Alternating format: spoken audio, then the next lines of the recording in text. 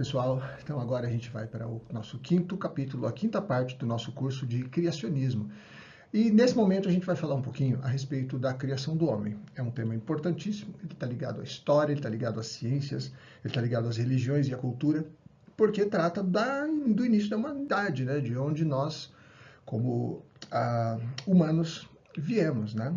Então, a gente vai entrar aqui agora, mas a gente, nesse ponto, só que nós vamos ver tudo isso a partir do ponto de vista do criacionismo, mostrando como que a Bíblia, em primeiro lugar, né, a primeira parte, mostrando como que a Bíblia fala desse momento de criação, e depois a gente vai dar uma olhada nas teorias que existem na ciência a respeito disso. Não vamos cobrir tudo, você sabe, e o nosso ponto aqui não é discutir ciência, esse curso aqui é de criacionismo, não de ciência. Então a gente vai dar uma olhadinha nesses próximos minutos, né, a respeito dos tópicos que tem a ver com esse tema aqui de hoje, e vai ser muito interessante, com toda certeza.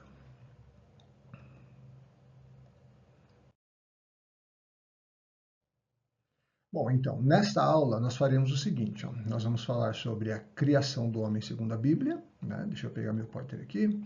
Criação do homem segundo a Bíblia. Nós vamos falar sobre a nossa cosmovisão, um resumo no tocante à criação, certo? Depois nós vamos dar uma olhada na fragilidade das lacunas, das fragilidades ou lacunas das teorias científicas. Você vai lembrar que quando nós falamos de fragilidade ou lacunas das teorias, nós estamos nos referindo a todo sistema tem a sua falha, tem a sua fragilidade. Então, nós vamos dar uma olhada nessas fragilidades, e a gente não está querendo dizer com isso que ninguém sabe nada. Nós estamos apenas dizendo que existe fraquezas ou lacunas nessas teorias e que a gente precisa de saber conhecê-las, né, para que a gente possa também fundamentar ainda mais a nossa fé, tá bom? Então, e por último, a gente vai ter uma conclusão aí, tá legal? Vamos lá, vamos ver como é que fica isso então. A criação do homem segundo a Bíblia, e agora a gente vai ver um pouquinho da teologia da criação. Bom, a teologia da criação, ela fala basicamente do que Deus fez, qual era a sua vontade e os seus atos. Lembra, a teologia sempre é o estudo de Deus, a sua pessoa, o que ele faz. Então nós vamos dar uma olhadinha aqui agora, ponto a ponto, como que a teologia coloca esse momento, né? Como que a gente entende a partir do óculos, da visão da teologia, como é que foi esse momento, segundo a Bíblia. Vamos lá, vamos ver isso aqui agora. Muito bem. A primeira coisa que a gente quer ver é imagem e semelhança. Essa ideia de imagem e semelhança, né? A Bíblia lá vai dizer que Deus criou homem e mulher, segundo a sua imagem e semelhança, ele os fez. A ideia aqui é distinção e importância. Deus revela a sua intenção de criar o homem à sua imagem e semelhança, conferindo-lhe domínio sobre a criação. Então, a primeira coisa é que os animais, as plantas e todo o restante da natureza não tem a imagem e semelhança de Deus, né? A ideia é conferir algo de especial para o homem, para que esse desempenhe um papel especial sobre toda a criação. Esse é o primeiro ponto, ok? Muito bem, a ideia da imagem, ela traz a ideia de um reflexo dos atributos de Deus. A imagem de Deus não se refere a uma aparência física, né? Com isso, a gente não entende que Deus seja fisicamente semelhante a nós. A Bíblia diz que Deus é espírito, João capítulo 4, né? Mas há atributos como racionalidade, moralidade, espiritualidade, capacidade de relacionamento. Então, quando você vê esse conjunto de atributos de Deus que estão sendo refletidos sobre nós na criação, a gente pode entender também um pouco mais a respeito da pessoa de Deus. Esse aqui está no foco, está no ponto principal e também no ápice da criação, no sentido de por que Deus precisaria de criar o homem, ok? Então, e principalmente qual é a função dele, é por que nós existimos, né? De onde nós viemos e por que nós existimos, que é as duas perguntas existenciais de todos os tempos que mais necessita de resposta, né? Certo? Muito bem.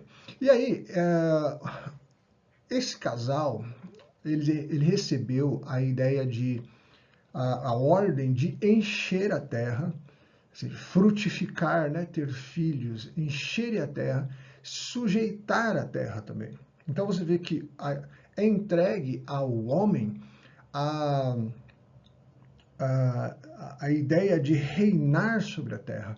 O homem é que comanda a terra. E você vê que isso é assim até hoje, né? Com exceção de lugares, você vai ver os animais na natureza, você vê que os animais, tem animais que reinam, né? O leão é o rei da selva, no lugar lá, tal, tem um animal lá que ele domina sobre todos os outros, ele é o predador maior. Tudo isso é verdade, mas o homem, ele chega nesses lugares e ele reina. Por quê? Porque por todos os atributos de Deus, o homem pela inteligência, pela capacidade e até mesmo pela moralidade que tem, ele vai chegar naquele lugar e ele consegue se estabelecer, ele cria cidade, ele consegue humanizar lugares onde não havia humanidade.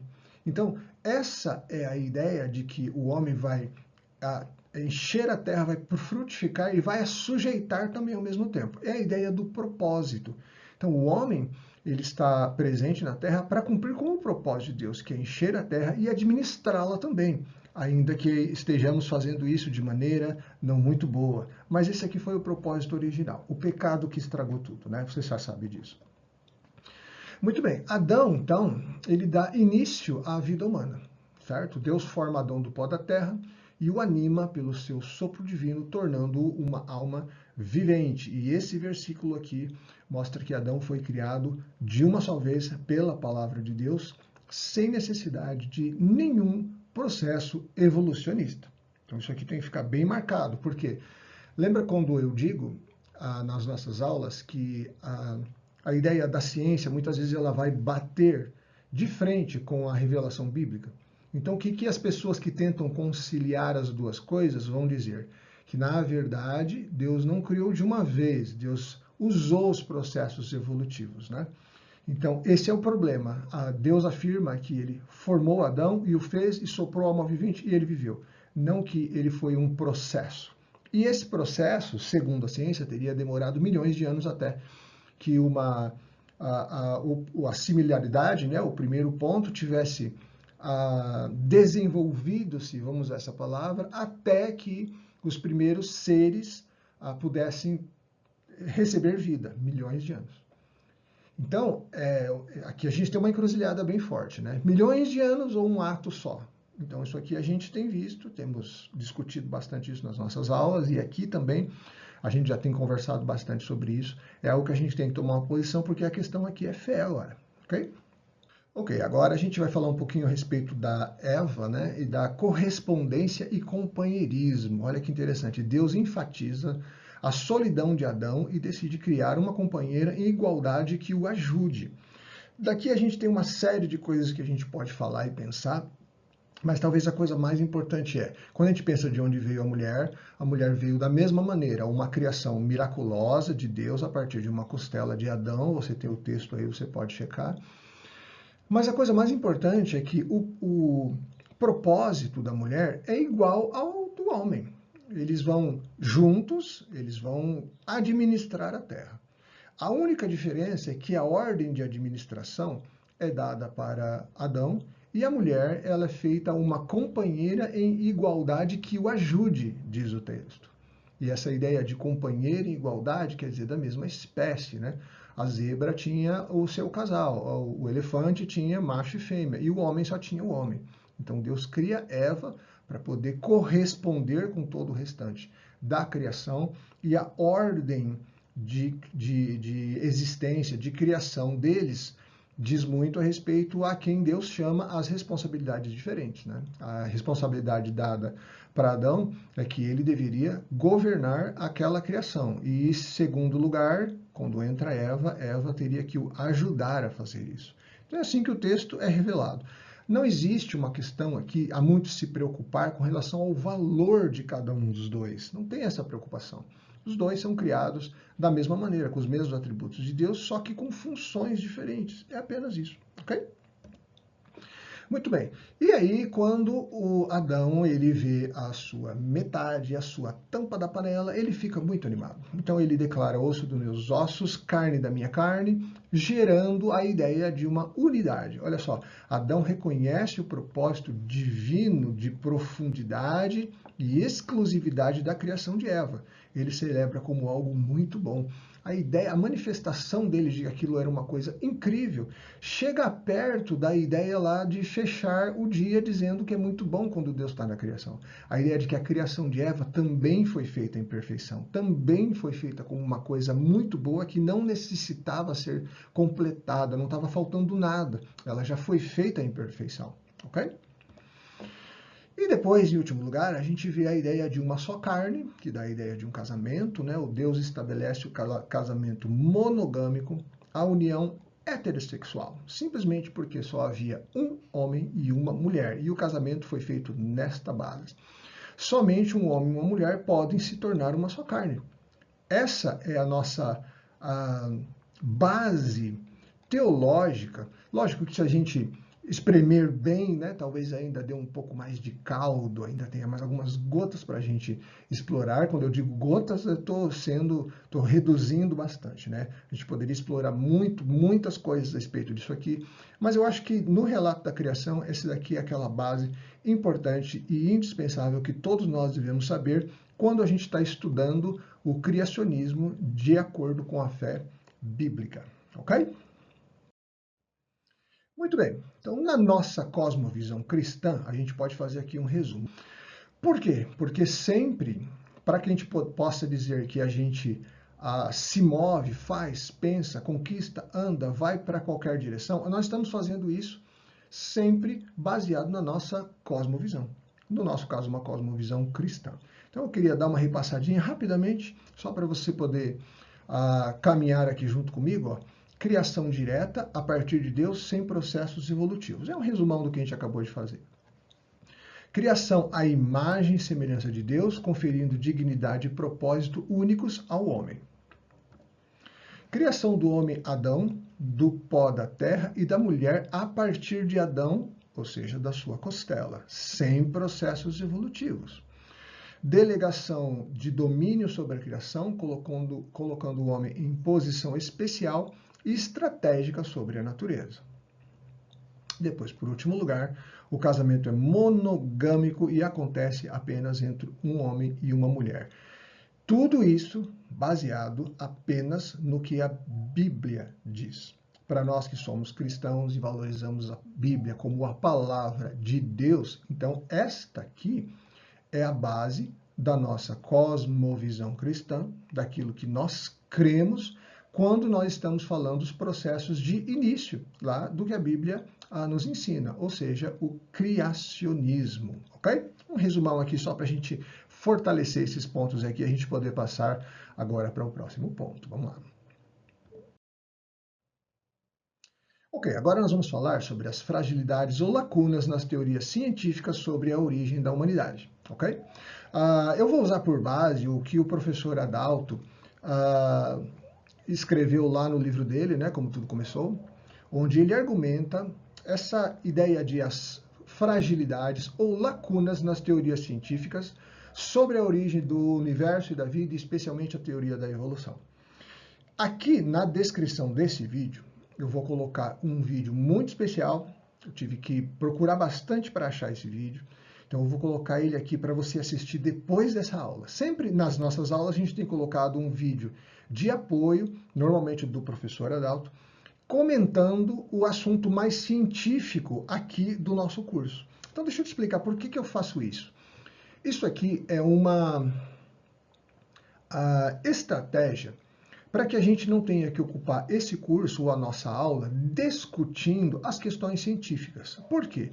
Porque quem pode discutir questões científicas são os cientistas, porque eles sempre vão chegar em algum lugar que eu e você, que não somos cientistas, não vamos conseguir acompanhar e entender. Então, eu pego esse vídeo, há sempre uma indicação aqui de vídeo, aqui na descrição do vídeo, aqui embaixo, sempre deixo lá esse vídeo, onde nós vamos ter alguém que tem condições de falar sobre ciência e vai explicar um pouco mais o porquê que essas fragilidades ou lacunas precisam ser pelo menos entendidas. Esses problemas, gente, eles já estão sendo discutidos há décadas. Então nós não vamos resolver esse problema todo, mas essa posição disso, essa aquilo. Nós não vamos resolver isso aqui nesse curso, não é a nossa intenção. A nossa intenção é conhecer. Primeiro, nós já conhecemos as teorias nas aulas passadas e agora a gente está dando uma olhadinha nas fragilidades dessas teorias e também as lacunas, que são aqueles pontos que estão em branco que não tem resposta. A gente precisa de entender isso, ok? Então vamos lá, vamos ver como é que isso funciona na prática. Ok, então agora a gente vai falar dessa primeira delas, que se chama complexidade redutível. Vamos ler juntos aqui, ó. Popularizado pelo Dr. Michael, a ideia é que certos sistemas biológicos são tão complexos que não poderiam ter evoluído gradualmente por meio de pequenas mutações aleatórias e seleção natural. A remoção de qualquer uma das partes tornaria o sistema não funcional. Um exemplo clássico é o flagelo bacteriano.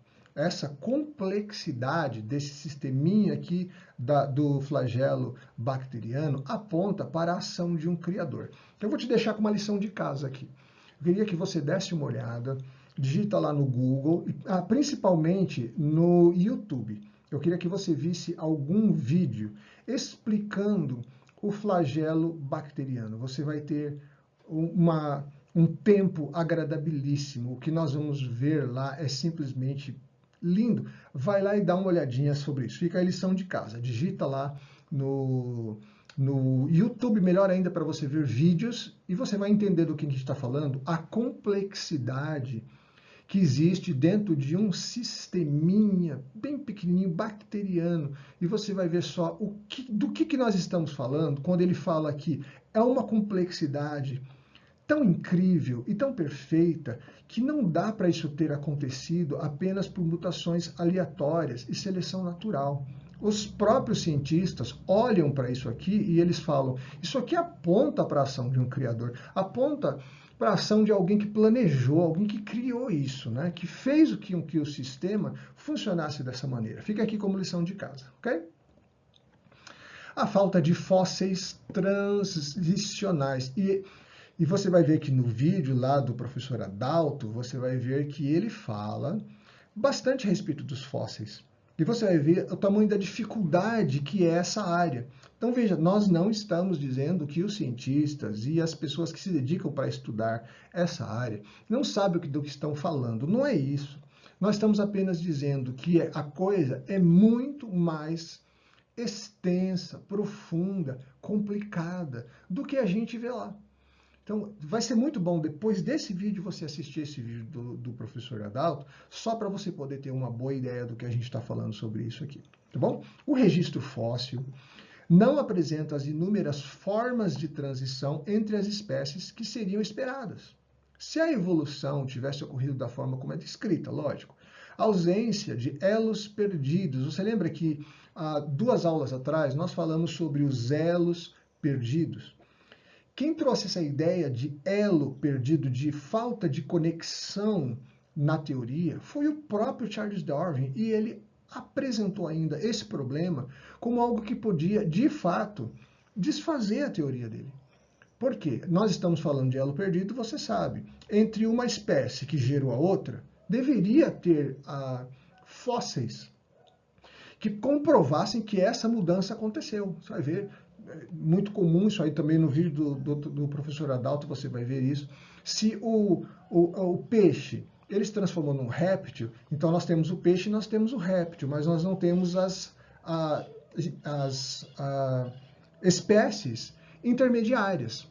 E se o réptil, de fato, ele se transformou, ou com o tempo ele evoluiu para se tornar um pássaro, nós não temos a evidência fóssil de que um pássaro virava, ou viraria, um réptil viraria um pássaro.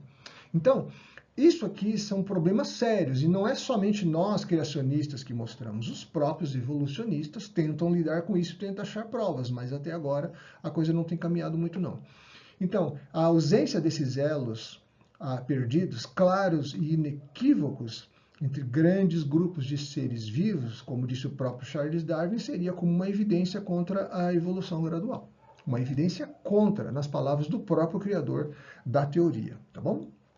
Lembra que nós estamos falando aqui sobre fragilidades ou lacunas dentro dessas teorias lá a respeito do início das coisas, ok? Muito bem.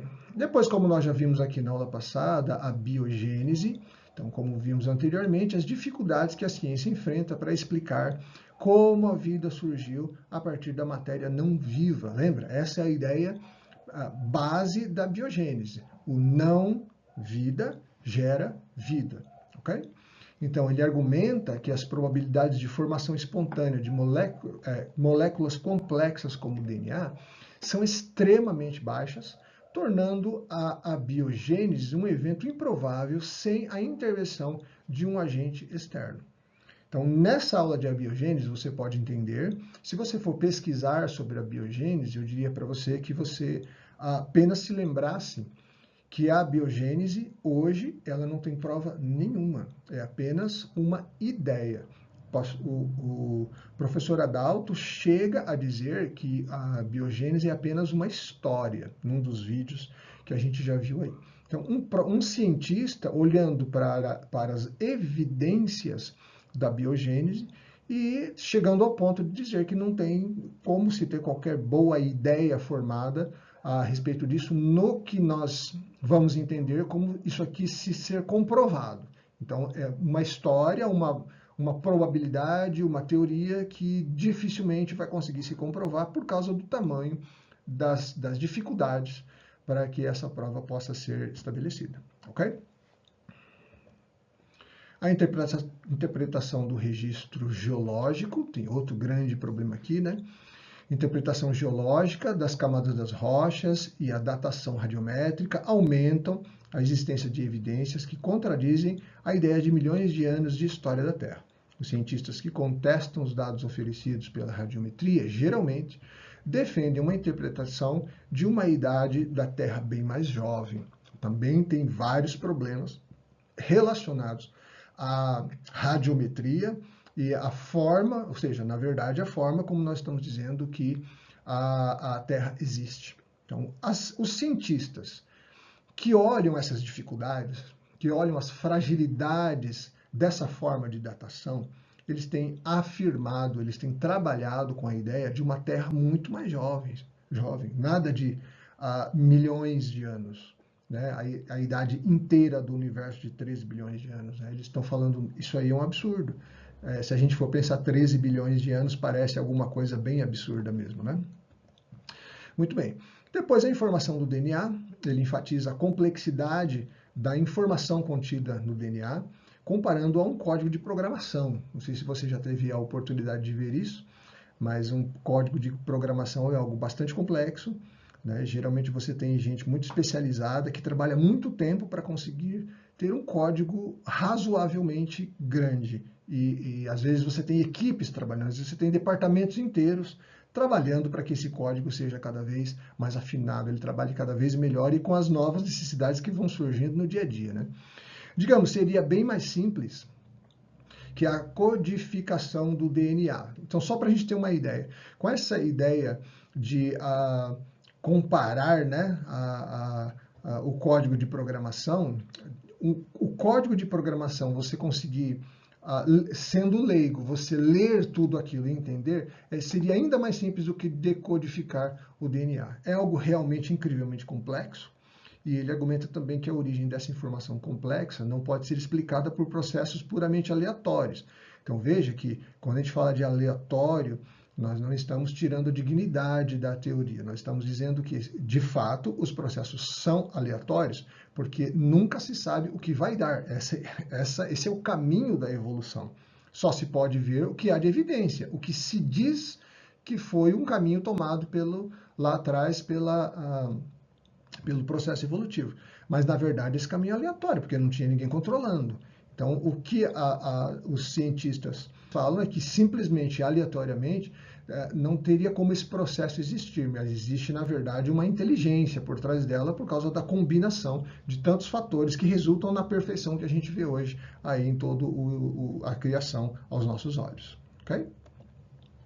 Ainda nós vamos falar sobre essa explosão cambriana. Está aqui outra coisa interessante para você poder entender dentro dessa história toda, né? É um período da história da Terra marcado pelo aparecimento relativamente repentino. Nós estamos falando de aqui uma sequência de alguns milhares de anos, de uma grande diversidade de formas de vida complexas no registro fóssil. Isso tornou-se como que um desafio para a teoria da evolução gradual, a argumentação lógica que essa explosão é mais consistente com um ato único de criação.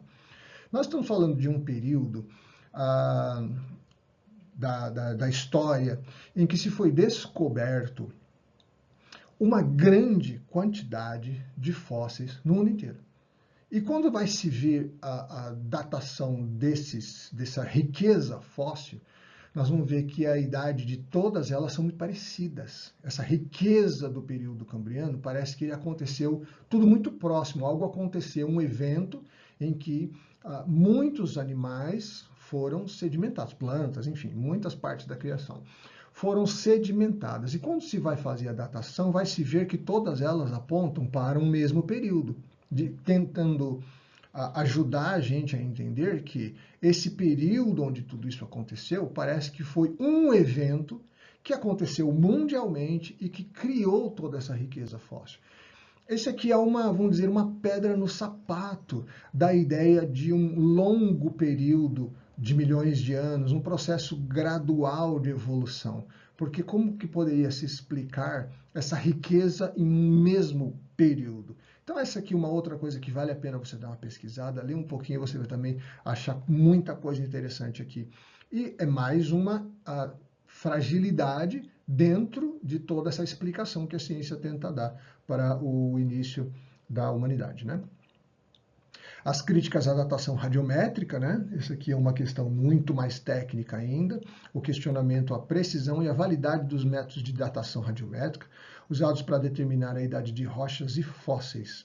São apresentados exemplos de datações que consideram inconsistentes ou problemáticas. Essa é a ideia, né? Argumentando que isso enfraquece a escala do tempo geológico utilizado pela ciência.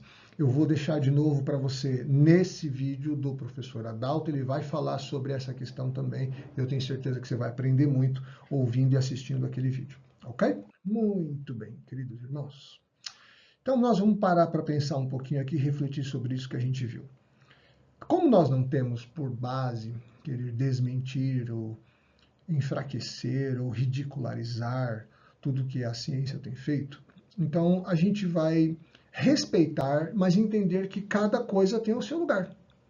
A regra é ado, cada um no seu quadrado, não é? Então, cada coisa no seu lugar, a gente vai ver que nós temos uma teologia muito clara e consistente, a partir da Bíblia, a respeito de como que começou a humanidade, como que foi feita a criação.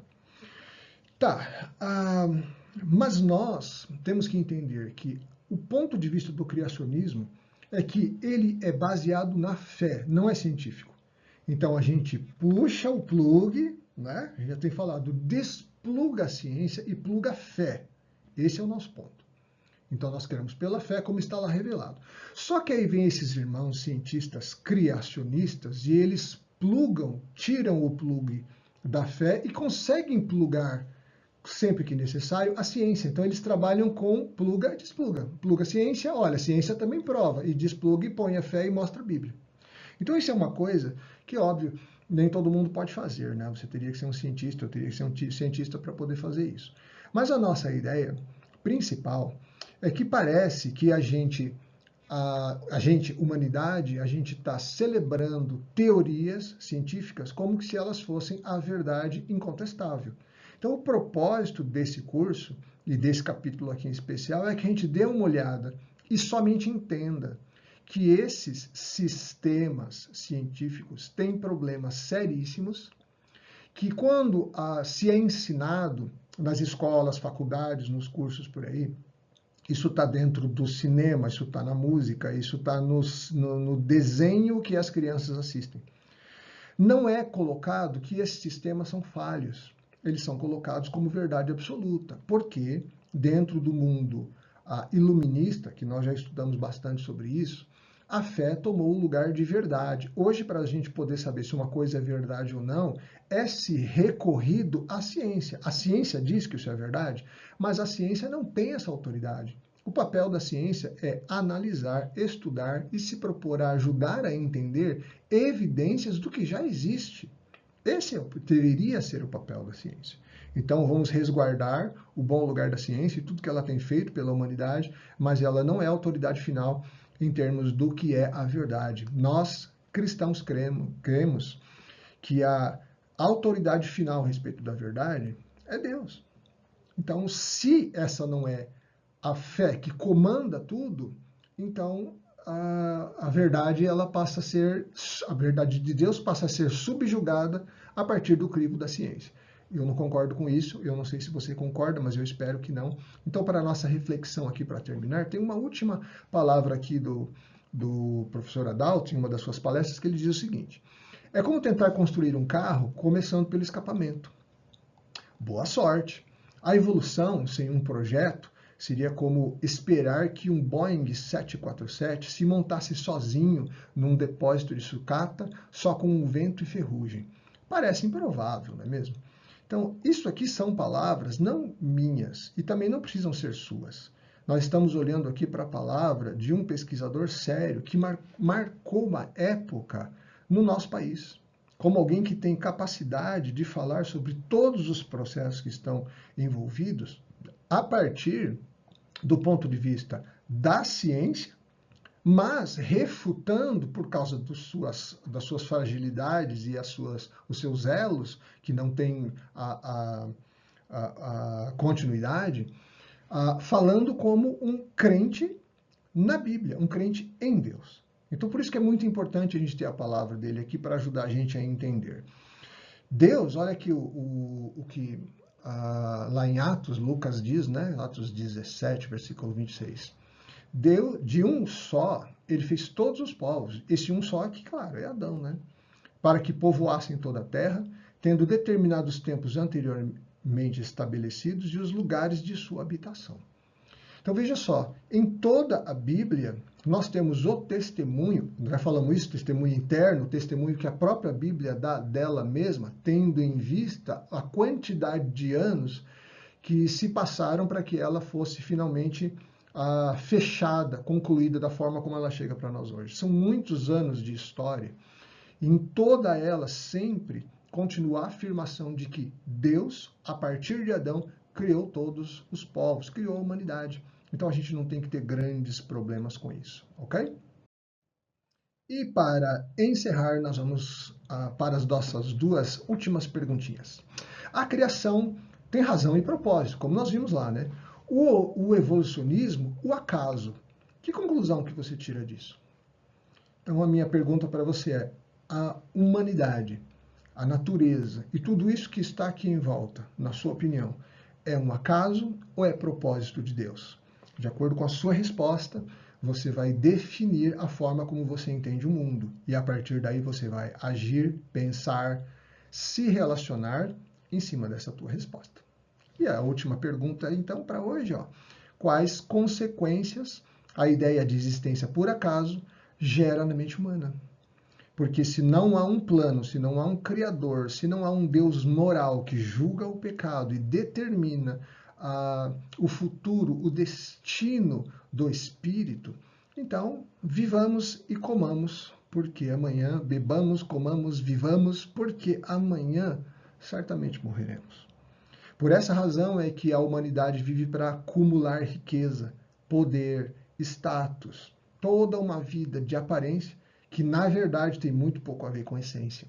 Quando nós tiramos Deus da sociedade, nós não podemos reclamar que os governos são corruptos. Nós não podemos reclamar da violência, da nossa falta de estrutura, a falta de segurança, a falta de educação, porque todos nós estamos apenas caminhando para o nosso próprio benefício. Então vamos pensar um pouquinho sobre isso. Se a gente ainda puder ter tempo, talvez aqui nos comentários ou então ao vivo nas aulas que a gente está tendo, né? Então a gente pode conversar um pouquinho mais sobre essas consequências, tá joia?